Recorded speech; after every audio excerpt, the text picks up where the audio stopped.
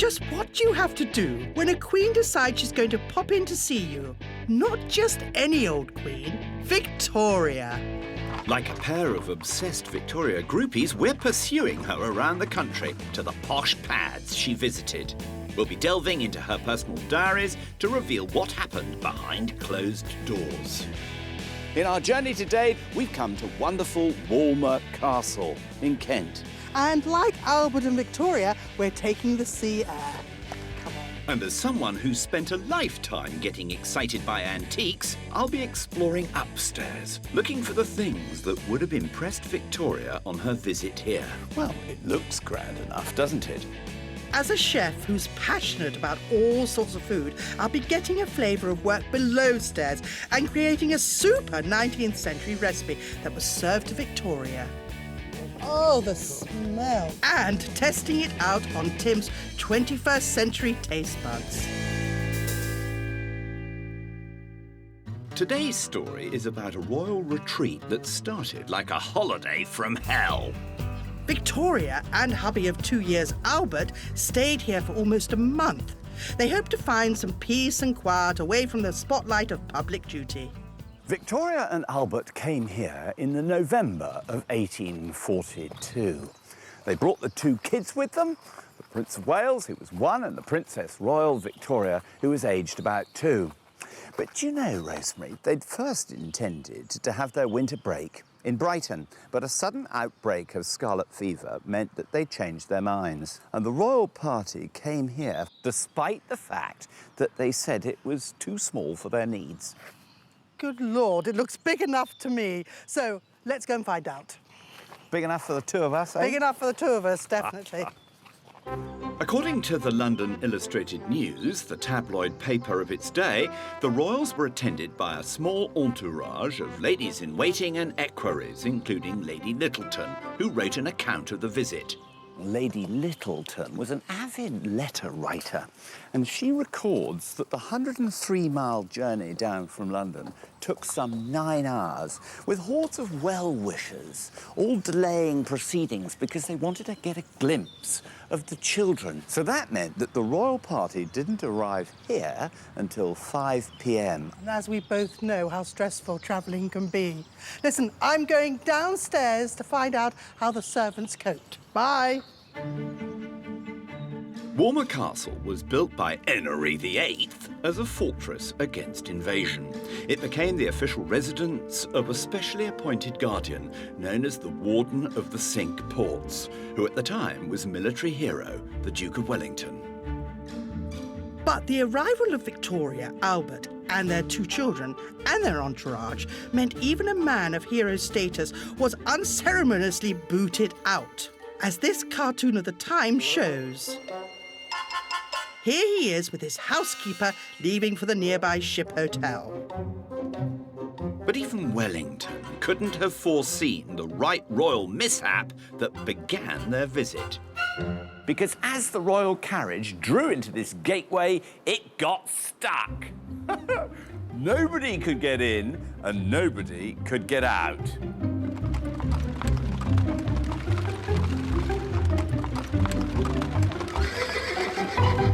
The Duke writes, her postilions drove her very badly into the gate of the tower. She stuck in it and was obliged to get out of the carriage. I believe that the children were carried over the bridge. And the Duke wrote later, the place was a scene of most utter confusion, with trunks, baggage in every room, and Abigail's maids, nurses of all ages and descriptions running about.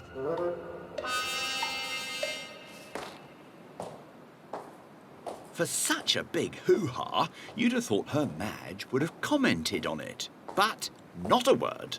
All the Queen records about her arrival is a description of the castle. She writes, it's a curious old castle, but very comfortable.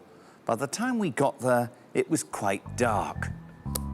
And there could be a good reason for this omission. After Victoria's death, her daughter, Princess Beatrice, copied out the diaries and then burnt the originals, in accordance with her mother's wishes. It's long been thought she edited out anything contentious. After all, they wouldn't want to embarrass the Iron Duke. the national hero.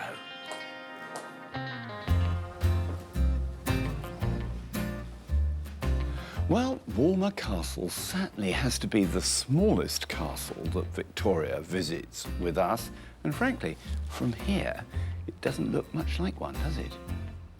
This is the ground floor of the castle, which originally housed military staff and servants. When you get to come over here, in this dark, dank cranny of the room, you can understand the scale of this fortification. Originally, there would have been a narrow slit in here to take a cannon, because out there is Johnny Foreigner trying to steal our country. And it's not until about 1708, when the wardens of the Cinque Ports start to live in Walmer Castle, that it becomes smarter and better as a habitable space. For Victoria and Albert, their upstairs quarters were rather less functional. The Duke had the builders in before Victoria's visit, but she was not amused by her bedroom. Well, it looks grand enough, doesn't it? But in her diary, she reveals it wasn't exactly 5-star. Oh dear. She writes, The bedroom was very small and dreadfully cold and draughty. Lady Littleton, in her journal, says, It seems needless to go out for air. Doors and windows all chatter and sing at once and hardly keep out the dark storm of wind and rain which is howling round. So she's awake in bed and all this lot is rattling.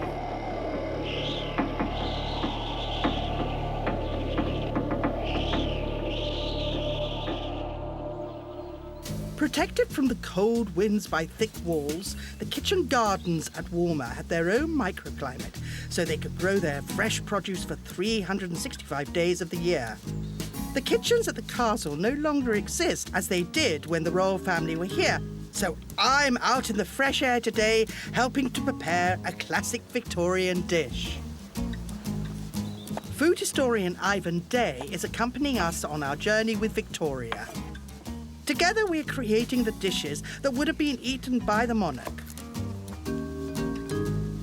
And today we're making one dish that was always on the menu, soup. And in particular, consommé. Well, we're going to start by making the basis of all soups and sauces, and that's some stock. And we're actually doing it in this wonderful Victorian stock pot. It is It's marvellous. beautiful, isn't it? Yes. And first of all, we've got some roughly chopped vegetables here.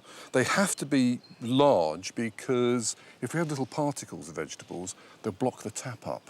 And the wonderful thing about this is when you make stock, you always get a bit of fat floating on top. Because it's got a tap at the bottom, we tap it off from the bottom, no Yes. fat. But we can block the tap up with little bits of carrot and onion, so it's best to chop them very, very roughly. Yes, that's what they do, sort of mirepoix, roughly chopped. Yeah, isn't it's it? what is So- called a mirepoix yes. now. Well, let's get this lid off, which is very, very hot, being copper. And if I hold the board, Rosemary, could you actually get the vegetables into it? No problem. I mean, this procedure hasn't really changed No. over the centuries. This is exactly what I do already. Yeah. But they were doing it 500 years ago, and they're the people who taught us to do it. They Yes. invented it all, you know, Yes. so we've got to give them some credit, really, Well- these cooks from the past. Absolutely. Next, into the pot goes a whole partridge and some cheap beef cuts, known in Victorian times as soup cuts. Finally, we're going to put what you might call a... Bouquet garni. Right, let's get the lid on. It's a lovely... Really tight fit, yes. The stock will need several hours to simmer and reduce. Back in the castle, the Queen would have been getting on with daily life in this quirky little retreat that her lady-in-waiting, Lady Littleton, describes in her diary as a big round tower, immense thick walls, and a heap of conical rooms of odd shape. The Queen makes the same comment in her diary. Most of the rooms are oddly shaped, forming part of a circle. Such rooms didn't bother Wellington. Perhaps they endeared him to the quirky castle and appealed to his humorous nature. And here's the man himself, the Iron Duke. The Duke of Wellington, the man that Queen Victoria described as the greatest person that we have ever produced. He also had a great sense of humour. Here at Walmer, there was a gardener servant called Jones, who was very often mistaken for the Duke. When the Duke was told this, he said, "That's a strange thing, because I'm never mistaken for Jones." This is the corridor that divides the castle and creates those odd-shaped rooms. Rooms that frequently changed their function to fit the occasion.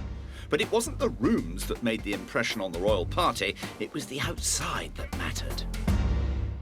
So, whilst the drawing room might once have been used as a sitting room, or for the odd reception, even as a chapel, the primary route is to get out onto this terrace to enjoy the divine view and the sea. It was from this terrace that the Queen and Prince Albert would have watched the 21-gun salute discharged from the battleship the Thunderer in her honour the morning after she arrived. Although several such tributes were organised during her stay at Walmer, it was her express wish that her holiday was as retiring as possible. How sweet. And she spent a lot of time simply walking by the sea with her beloved Albert. This picture from the Illustrated London News actually shows them strolling along the coast, and if your eyesight is better than mine, you could just about spot them holding hands. Victoria wrote in her diary, "At 9:30 we sallied forth and walked at least a mile along the beach where there is not a house. So different to Brighton. This is so private." One morning, the royal lovebirds slipped out of the castle with their favourite dogs and set off for Kingsdown. A sudden squall forced them to seek shelter with a fisherman. His hospitality was later recognised by the Queen, who rewarded him with a pension, no less. And according to the Illustrated London News, on her return, she was the very picture of blooming health. Perhaps it wasn't just the sea air that gave her that glow. Oi, oi.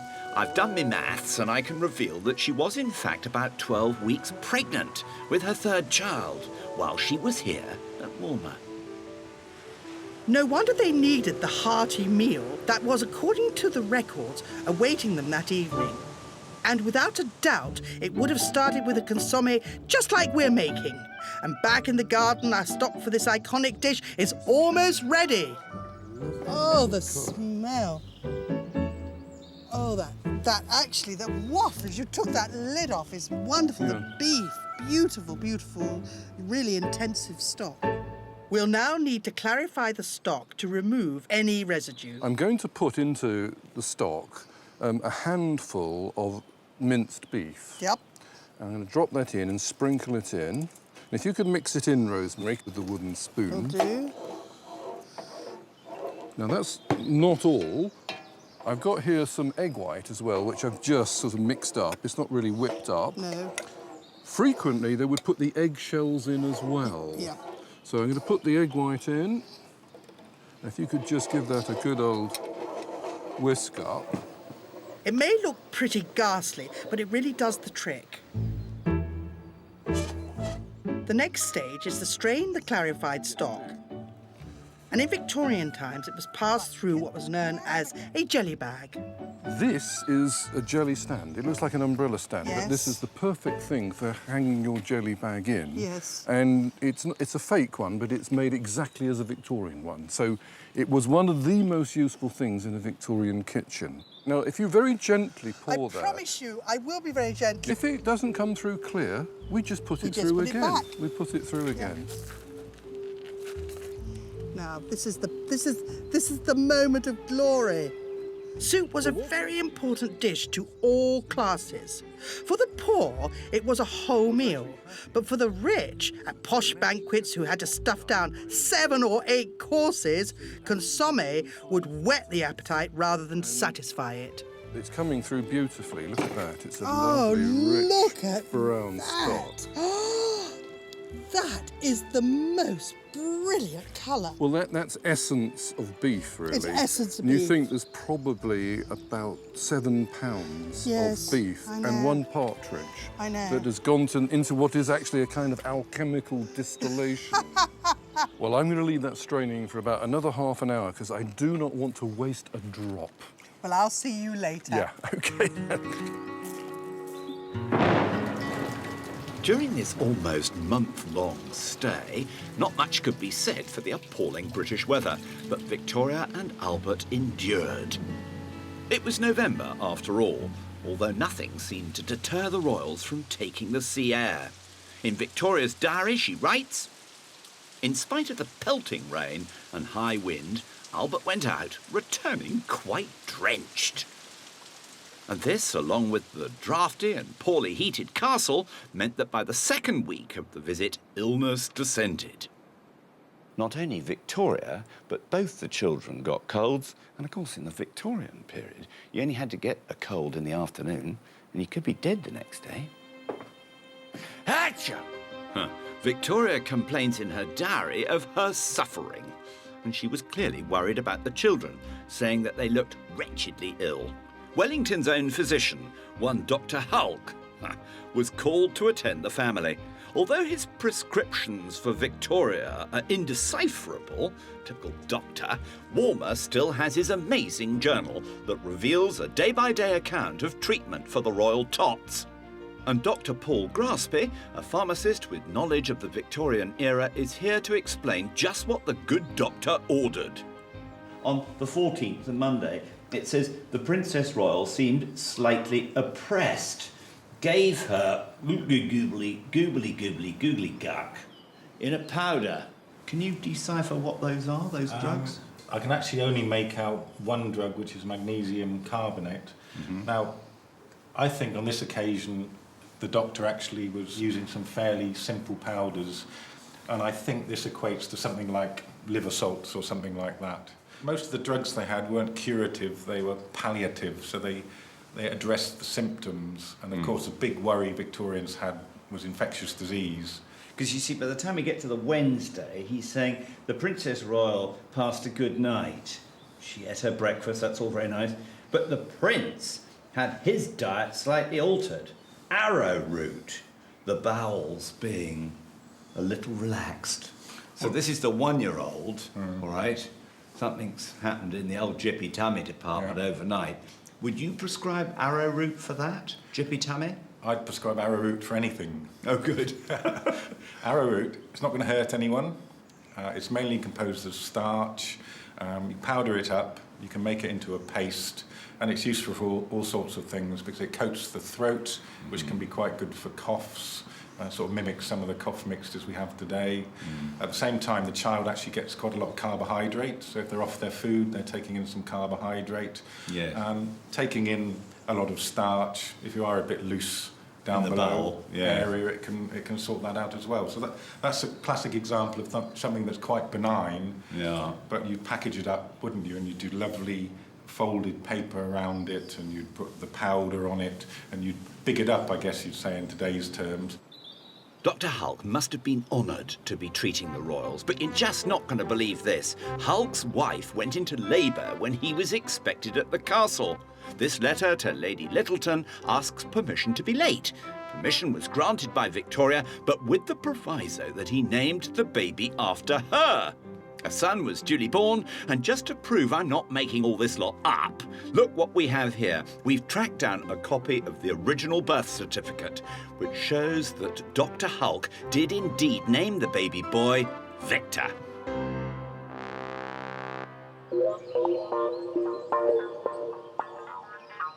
Having made the stock and clarified it, it's time for us to actually make the consommé.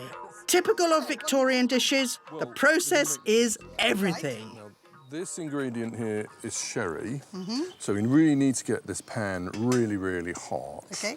That's it, it'll start boiling away. Let's get all that alcohol off there. Right. Well, here's the wonderful consommé stock, which is very concentrated because it's a reduction. I reduced it very slowly, so it's very concentrated. Yes. And now that the sherry has got rid of all of its alcohol, I'll put this in here. Look at It's like that. honey, isn't it? And looks it's beautifully clear. Would you like to taste it, just to tell me what you think? Obviously, the sherry's going to reduce it a little bit, but... Come on, you don't have to ask twice. You know that with me. And tell me what that's like. Look at the... Do you know, it's absolutely perfect. It's golden, isn't Golden. it? Essence of beef. Now, it's incredibly strong, so we could dilute it a little tiny bit. Yeah, So well- may I suggest, probably from my experience, put about a third in. Yeah, this is a dilute stock. This one Yes. hasn't been reduced. Can you see it's a Yes, I different colour? can. So let's try that and tell me Okay. what you think. Now, this is how they got it absolutely perfect. Yes. Absolutely spot on. Yeah? Don't do anything else to Excellent, it. That's right. seasoned beautifully. It looks perfectly. Let It's me have clear. a Now you little taste it taste. and tell me what you think. You're absolutely right. That's absolutely perfect. And that's the consommé almost complete. There is one other stage, but before we do that, I've heard Tim's been talking to Dr. Paul Grassbury about health above stairs. And before he dashes off, I'm going to ask him about the servants. So would the servants in the Victorian times have access to medicines? Victorian servants were actually very healthy, and their life expectancy tended to be much longer than the general population. There are examples of people living and working into their 60s and 70s. And in addition, some of them were reasonably well paid, even by today's standards, earning £40,000 a year in today's money. So undoubtedly, yes, they would have had access, depending on their status, obviously, and where they were living. So it wasn't necessarily the wealthier you were and the healthier you were. But Yeah, I mean, the difference in health between the rich and the poor in Victorian times was undoubtedly not due to the medicines they were taking. It was due to their environment and their diet and their education and the fact that they could get away from the industrial pollution. It was all the kind of things which even today make you healthy. If I was the lord of the manor or a stately home owner, I'd want to make damn sure I didn't come into contact with people that might give me an infection. I'd want my staff to be as healthy as possible. In fact, in my own family, my own great-great-grandfather lost 5 children in 1 week due to scarlet fever. So I think that was the thing that terrified people, with these infections that they couldn't control. And of course, the servants living in an area like the castle we're in today, obviously the chance of getting an infection were a lot less than living in the cities and cheek by jowl with everyone else. So what I'm getting here is being in service is a good thing. Even so, Rosemary dear, being royal was infinitely better, as Queen Victoria's young daughter, Princess Victoria, discovered on her 2nd birthday. Despite their sniffles, the royal kids were in for a treat. The people of nearby Deal were determined to arrange an unforgettable day of celebration for the little princess. On the occasion of the Princess Royal's birthday on the 21st of November 1842, there were considerable celebrations on dry land and also out on the briny. Moored just offshore was Her Majesty's ship HMS Thunderer, one of the Navy's most famous vessels of that period, and she was bedecked with flags. At the same time, there was a regatta from the Deal and Walmer boatmen, who apparently broke into a spontaneous celebration, not only for the Princess Royal, but also for their monarch. And to round things off at the end of the evening, they had fireworks, and Thunderer fired a 36-pound cannon. Boom, boom. Lady Littleton, Victoria's lady-in-waiting, in her diary cooed, Princessy was most funny all day, joining in the cheers and desiring to be lifted up to look at the people to whom she bowed very actively. Back in the garden, Ivan has vegetables on his mind, but no ordinary veg. No royal consommé was complete without decoration. And we're ornamenting the dish with some floating vegetables. We'll start off. This is a wonderful old variety of beetroot. It was extensively grown in England until the First World War, particularly in kitchen gardens of great houses. And its name was harlequin. And the reason for that is evident when you actually cut it open, because Beautiful, it's got isn't this it? wonderful variegated red-white centre. Yes. Victorians loved this sort of thing because, you know, it makes a wonderful, beautiful little decorative garnish which you can put into the soup. What they did was they'd get a couple of servant maids to spend a whole afternoon cutting very thin slices, razor thin. And then a variety of cutting tools were used, all with the same end in mind, And the best thing is to rotate it like that. to make the dish extremely pretty.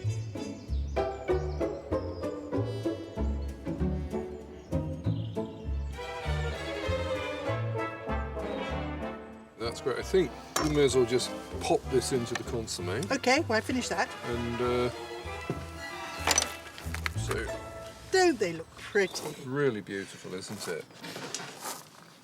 You just pop these in. They just need blanching, basically, and then that's it. Wonderful. It's like a salad in a soup. I really can't wait for Tim to see it. And to taste it. I'm serving the soup in the garden below the ramparts, which, despite the winter winds, was protected enough to provide additional kitchen gardens and orchards in the 19th century. Today it is more ornamental, like our royal dish of the day. Well, this is a rare sighting in the garden, if ever I saw one. And also a very rare treat. Now, I've got here some lovely beef consommé with a beautiful garnish of vegetables. Absolutely delicious. Now, would this take a long time to make? This is quite a complicated dish. There's lots of different stages to it, and they would have this at the beginning with a sort of thick soup and then a thin soup, and it's incredibly healthy for you.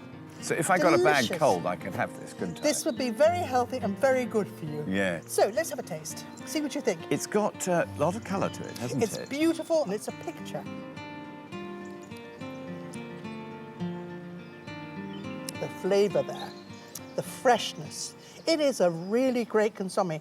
I mean, this is something that I would do today. It's jolly good, isn't it? I'll never be able to taste that tin consommé ever again, you know that. You're thoroughly spoiling me, Rosemary. Despite having a dreadful cold while she was here and being pregnant to boot, Victoria clearly loved being away from queenly duties. But like the rest of us at the end of our holes, reality beckoned. And it was with a sigh that she writes on December the 3rd. Felt quite sorry this was our last night here. The bedroom was very small and dreadfully cold and draughty. But still I formed an affection for it all, and for the whole house. In spite of being unwell and cold, I regret leaving the seaside. We're also sad to be leaving the seaside, but join us tomorrow at Wimpole Hall in Cambridgeshire, where Victoria encounters some wayward servants. Oi, what are you doing down there?